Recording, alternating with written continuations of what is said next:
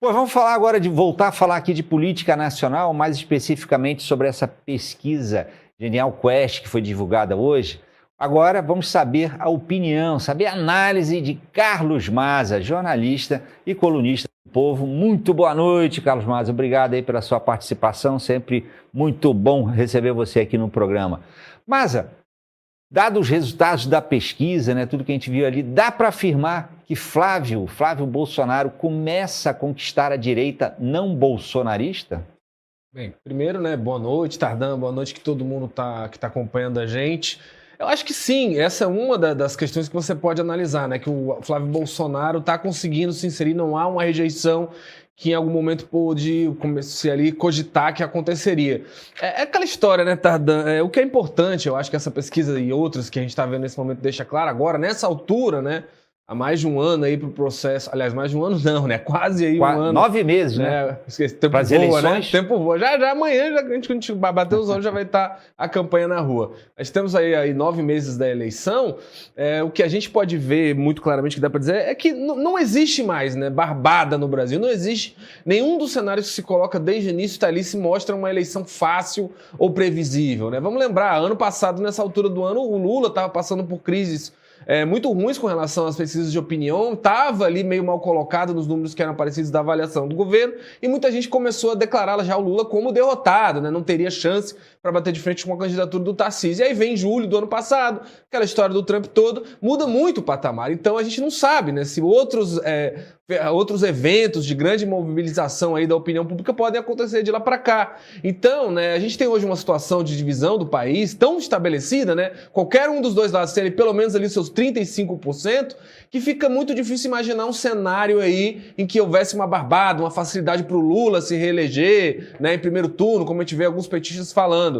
Eu acho que não, é o contrário. Tudo que se indica até hoje dessas pesquisas que a gente olha é que não existe mais isso. E, né, como diz aí o bom jargão popular, eu acho que qualquer cenário com candidatos representativos, com, né, alguém da família Bolsonaro, o Lula do outro lado, ou até mesmo um Tarcísio, vai ser, né, na emoção, né? Não vai ter uma eleição que vai se resolver de véspera, né, com relação a isso. Então é claro que há uma força na candidatura do Flávio, mesmo com sucessivas derrotas aí na direita, na justiça e também na política internacional nos últimos meses, né? Eu inclusive realmente acho que se o Bolsonaro não tivesse feito, né, e dito tanta besteira de 2022 ali para cá, se ele tivesse aceitado a derrota dele na eleição de 22, reconhecido, passado a faixa pro Lula e partido para oposição, né, e fazer crítica ao governo, hoje ele talvez fosse até o favorito para se eleger. Nessa situação em que o país está fundamentalmente dividido e que às vezes você só precisa conquistar ali mais ou menos uns 30% do eleitorado que se divide entre os dois, nesse cenário o Bolsonaro estaria para jogo, muito bem colocado, se não tivesse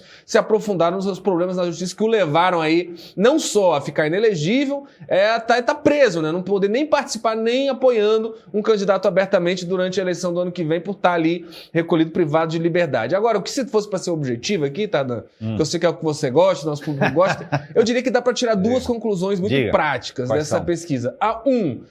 Me parece que a candidatura do Flávio Bolsonaro é irreversível, ou pelo menos está caminhando para isso. Sim. Porque a gente viu ano passado, no final do ano, muito oba-oba em torno de uma candidatura do Tarcísio, né? Algumas lideranças da direita e do centro até falaram, não, Flávio, não botaram tanta fé. O Nicolas Ferreira fingiu que travou a internet dele lá numa entrevista quando perguntaram se ele apoiaria o Flávio. Tava aquela coisa ali, muita gente achava que o Tarcísio era um candidato mais forte, que o Flávio teria uma inviabilidade, uma rejeição maior, e não é isso que está se colocando. Se mostra que ele tem sim patamar para disputar aí uma disputa dura com o Lula na eleição desse ano. Então, se havia ali aquela possibilidade de, olha, precisaria ter um hecatombe muito grande, o Flávio é inviável, então vamos trocar pelo Tarcísio, né, para reemerger essa figura do governador de São Paulo. Com o Flávio indo bem aí nas pesquisas, colocado ali, diminuir um pouco a distância, ainda tem uma vantagem considerável do Lula, mas se colocando, não há aí um cenário negativo suficiente da direita para ter essa mudança. Então eu acho assim, o Tarcísio, o Caiado, quem seja da direita, não vai comprar uma briga, né? Não vai correr o risco de ficar sendo xingado todo dia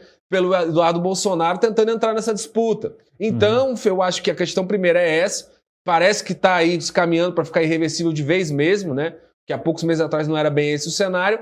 E segundo é que o Lula mostra-se como candidato mais competitivo, né? Ainda assim, né? Mesmo tendo ali a distância diminuída 3 pontos, uma coisa pequena, a gente tem que lembrar, né, que o Lula ainda tem, né, ele está com essa vantagem, tendo tanta plataforma para usar na campanha, é muito positivo para o atual presidente. Claro que aquele bom e velho otimismo cuidadoso, né? Eu não acho que a esquerda deva, de alguma forma, considerar que tem uma vantagem ou que é favorita, mas há muito espaço para o Lula buscar mais votos, né? Porque a gente tem, né, um cenário econômico modestamente favorável, né, com o desemprego em nível recorde de baixo, né, projeções, inclusive, ali com relação da inflação menores do que o próprio mercado achava. Há também plataformas políticas, né, o acordo histórico do Mercosul com a União Europeia, a própria questão das negociações com o Trump, que recuou, né, das taxas, das tarifas ali, da lei Magnitsky, a própria questão da isenção do imposto de renda, reforma administrativa, aliás, tributária, né, principalmente.